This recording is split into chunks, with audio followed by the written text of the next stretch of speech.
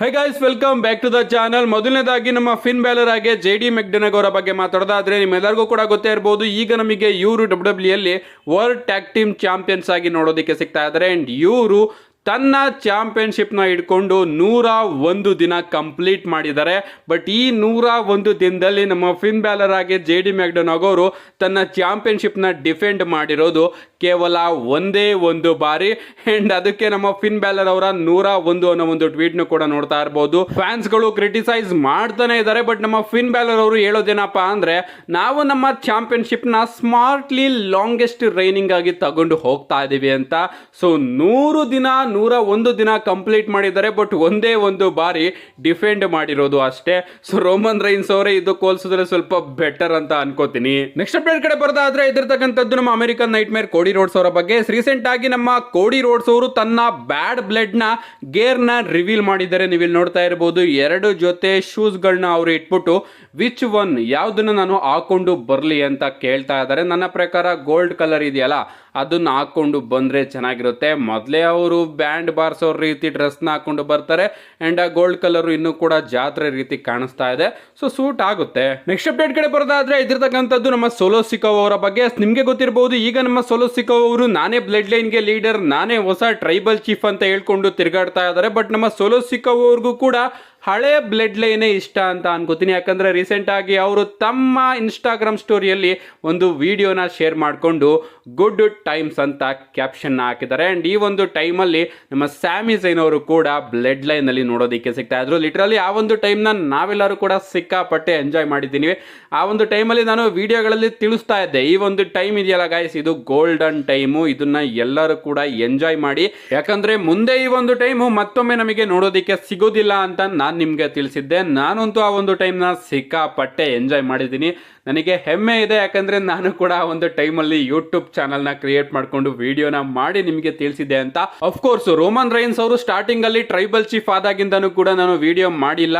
Russell ಮೇನಿಯಾದಲ್ಲಿ ಬ್ರಾಕ್ Lesnar ಅವ್ರನ್ನ ಸೋಲ್ಸಿದ್ರಲ್ಲ, ಆ ಒಂದು ಟೈಮಿಗೆ ನಾನು ಚಾನಲ್ನ ಪ್ರಾರಂಭ ಮಾಡಿ ವಿಡಿಯೋ ಮಾಡೋದಕ್ಕೆ ಶುರು ಮಾಡಿದ್ರು. ಬಟ್ ಟೈಮ್ನ ಮಿಸ್ ಮಾಡ್ಕೊಂಡಿದ್ದೀನಿ ನಾನು. ಬಟ್ ಈ ಒಂದು ಬ್ಲಡ್ ಲೈನ್ನ ಗೋಲ್ಡನ್ ಏಜ್ ಇದೆಯಲ್ಲ, ಇದನ್ನ ನಾನು ಸಿಕ್ಕಾಪಟ್ಟೆ ಎಂಜಾಯ್ ಮಾಡಿದ್ದೀನಿ. ಅಂಡ್ ನಿಮ್ಮನ್ನು ಕೂಡ ಎಂಜಾಯ್ ಮಾಡ್ತಿದ್ದೀನಿ ಅಂತ ಅನ್ಕೋತೀನಿ.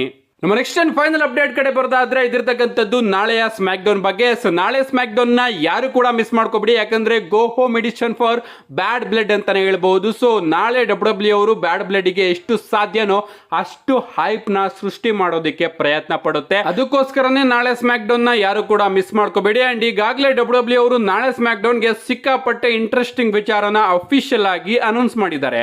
ಮೊದಲನೇದಾಗಿ ನಮಗೆ ನಾಳೆ ಸ್ಮ್ಯಾಕ್ ಡೌನ್ ನಲ್ಲಿ ನಯೋಮಿ ಹಾಗೆ ಸ್ಟಿಫನಿ ಸ್ಟ್ಯಾಟನ್ ಅವರ ನಡುವೆ ಒಂದು ಸಿಂಗಲ್ಸ್ ಮ್ಯಾಚ್ ನೋಡೋದಕ್ಕೆ ಸಿಗುತ್ತೆ. ನೋಡೋಣ ಈ ಒಂದು ಮ್ಯಾಚ್ ಅಲ್ಲಿ ಏನಾಗುತ್ತೆ ಅಂತ.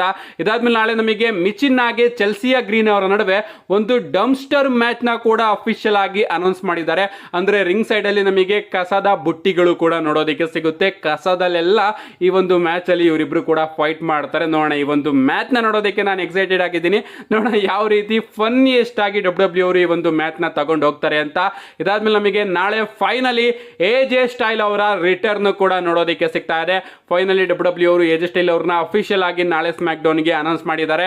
ಇದಾದ್ಮೇಲೆ ನಮಗೆ ನಾಳೆ ಸ್ಮ್ಯಾಕ್ ಡೌನ್ ನಲ್ಲಿ ಒಂದು ಟ್ರಿಪಲ್ ಥ್ರೆಡ್ ಲ್ಯಾಡರ್ ಮ್ಯಾಚ್ ಕೂಡ ನೋಡೋದಕ್ಕೆ ಸಿಗ್ತಾ ಇದೆ. WWE ಟ್ಯಾಗ್ ಟೀಮ್ ಚಾಂಪಿಯನ್ಶಿಪ್ ಗೆ blood line versus DIY versus street profit ಅವರ ನಡುವೆ. ಈ ಒಂದು ಮ್ಯಾಚ್ ಅಲ್ಲಿ ನಮ್ಮ ಬ್ಲಡ್ ಲೈನ್ ಅಂದ್ರೆ ಟಾಮಾ ಟೊಂಗಾ ಹಾಗೆ ಟೊಂಗಲೋವಾ ಅವರು ತನ್ನ ಒಂದು ಟ್ಯಾಗ್ ಟೀಮ್ ಚಾಂಪಿಯನ್ಶಿಪ್ ನ ಸೋಲೋ ಚಾನ್ಸಸ್ ಜಾಸ್ತಿ ಕಾಣಿಸ್ತಾ ಇದೆ. All of A sudden WWE ಅವರು ಈ ಒಂದು ಮ್ಯಾಚ್ ನ ಬುಕ್ ಮಾಡಿದ್ದಾರೆ ಅಂತಾನೆ ಹೇಳ್ಬಹುದು. ಸೊ ಈ ಒಂದು ಮ್ಯಾಚ್ ಅಲ್ಲಿ ನಮಗೆ ಸೋಲೋ ಸಿಕೋವಾ ಹಾಗೆ ಜಾಕೋ ಫಾಟೋ ಅವರು ಬಂದು ಬ್ಲಡ್ ಲೈನ್ ವಿನ್ ಆಗೋದಕ್ಕೆ ಹೆಲ್ಪ್ ಕೂಡ ಮಾಡಬಹುದು. ಸೊ ಈ ಒಂದು ಮ್ಯಾಚ್ ನ ನೋಡೋದಕ್ಕೆ ನಾನು ಸಿಕ್ಕಾಪಟ್ಟೆ ಕಾಯ್ತಾ ಇದ್ದೀನಿ. ಇದಾದ್ಮೇಲೆ ನಾಳೆ ನಮಗೆ ಸೋಲೋ ಸಿಕೋವಾ, ಕೋಡಿ ರೋಡ್ಸ್, ಜಾಕೋ ಫಾಟೋ ಇವರೆಲ್ಲರ ಒಂದು ಸೆಗ್ಮೆಂಟ್ ಕೂಡ ನೋಡೋದಕ್ಕೆ ಸಿಗಬಹುದು. ರೋಮನ್ ರೈನ್ಸ್ ಅವರು ಕೂಡ ಇಲ್ಲಿ ನಮಗೆ ನೋಡೋದಕ್ಕೆ ಸಿಗ್ತಾರೆ ಅಂತ ಅನ್ಕೋತೀನಿ. ಯಾಕಂದ್ರೆ WWE ಅವರು ರೋಮನ್ ರೈನ್ಸ್ ಅವ್ರನ್ನ ಅಡ್ವರ್ಟೈಸ್ ಮಾಡಿದ್ದಾರೆ. ಕಳೆದ ಬಾರಿನೂ ಕೂಡ ಅಡ್ವರ್ಟೈಸ್ ಮಾಡಿದ್ರು. ಕಳೆದ ಬಾರಿ ರೋಮನ್ ರೈನ್ಸ್ ಅವರು ಬಂದಿರಲಿಲ್ಲ. ಅಂಡ್ ಈ ಬಾರಿನೂ ಕೂಡ ಅಡ್ವರ್ಟೈಸ್ ಮಾಡಿದ್ದಾರೆ. ಈ ಬಾರಿ ಬರ್ತಾರೆ ಅಂತ ಅನ್ಕೋತೀನಿ. ಅಡ್ವರ್ಟೈಸ್ ಏನೋ ಮಾಡ್ತಾ ಇದ್ದಾರೆ, ಬಟ್ ಕರ್ಕೊಂಡು ಬರ್ತಾ ಇಲ್ಲ. ಬಟ್ ಫೈನಲ್ ಸ್ಮ್ಯಾಕ್ ಡೌನ್ ಆಗಿರೋದ್ರಿಂದ ಈ ಒಂದು ಟ್ಯಾಗ್ ಟೀಮ್ ಮ್ಯಾಚ್ ನ ಬಿಲ್ಡ್ ಮಾಡೋದಕ್ಕೆ ಡಬ್ಲ್ಯೂ ಅವರು ನಮ್ಮ ಸೋಲೋ ಸಿಕೋವಾ, ಜಾಕೋಬ್ ಫಾಟು ಹಾಗೆ ಕೋಡಿ ರೋಡ್ಸ್ ಹಾಗೆ ರೋಮನ್ ರೈನ್ಸ್ ಅವರ ನಡುವೆ ಒಂದು ಬ್ರಾಲ್ ನ ಮಾಡಿದ್ರೆ ಚೆನ್ನಾಗಿರುತ್ತೆ ಅನ್ನೋದು ನನ್ನ ಅಭಿಪ್ರಾಯ. ಅಥವಾ ಈ ಒಂದು tag team triple thread match ಮುಗಿದ ಮೇಲೆ ನಮ್ಮ ಕೋಡಿ ರೋಡ್ಸ್ ಇವರೆಲ್ಲರೂ ಕೂಡ ಬಂದ್ಬಿಟ್ಟು ಒಂದು ಬ್ರಾಲ್ ಅಲ್ಲಿ ನಮಗೆ ಜಾಯ್ನ್ ಆಗಬಹುದು. ನಾಳೆ ರೋಮನ್ ರೈನ್ಸ್ ಅವರು ಬರೋ ಚಾನ್ಸಸ್ಗಳು ಕೂಡ ಕಾಣಿಸ್ತಾ ಇದೆ. ನಾಳೆ ಸ್ಮ್ಯಾಕ್ ಡೌನ್ ನ ಯಾರು ಕೂಡ ಮಿಸ್ ಮಾಡ್ಕೋಬೇಡಿ. ಮಿಸ್ ಮಾಡ್ಕೊಂಡ್ರು ಕೂಡ ನನ್ನ ಚಾನಲ್ ಅಲ್ಲಿ ಆದಷ್ಟು ಬೇಗ ವಿಡಿಯೋನ ಅಪ್ಲೋಡ್ ಮಾಡ್ತೀನಿ. ಅದಕ್ಕೋಸ್ಕರ ಚಾನಲ್ನ ಸಬ್ಸ್ಕ್ರೈಬ್ ಮಾಡ್ಕೊಳ್ಳಿ. See you guys in my next video.